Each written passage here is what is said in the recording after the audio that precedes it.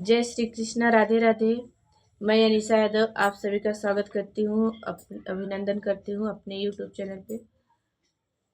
आज हम लोग लेकर के आए हैं एक सोहर का उठान गीत। सुनिएगा, बताइएगा कमेंट में कैसा लगा।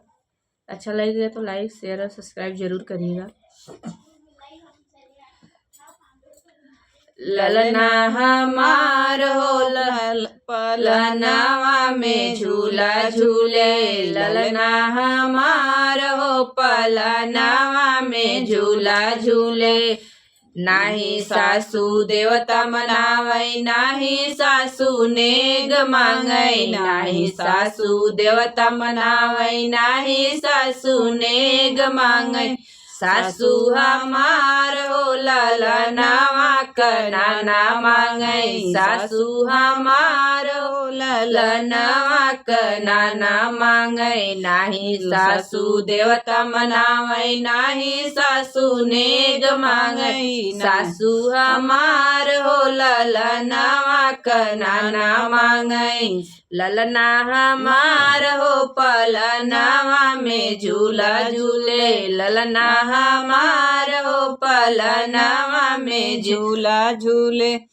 नाही जेठनी पिपरी पीसै, नाही जेठनी नेग मांगै, नाही जेठनी पिपरी पीसै, नाही जेठनी नेग मांगै। जेठनी हमार हो ललनावा पापा मांगै, जेठनी हमार हो ललनावा पापा मांगै। नाही जेठनी पिपरी पीसै, नाही जेठनी नेग मांगै, जेठनी हमार हो ललनावा पापा मांगै, जेठनी हमार हो ललनावा पापा मांगै।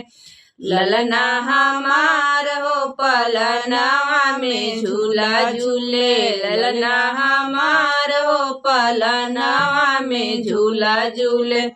नाही ननदी काजर लगावै, नाही ननदी नेग मांगै, नाही ननदी काजर लगावै, नाही ननदी नेग मांगै।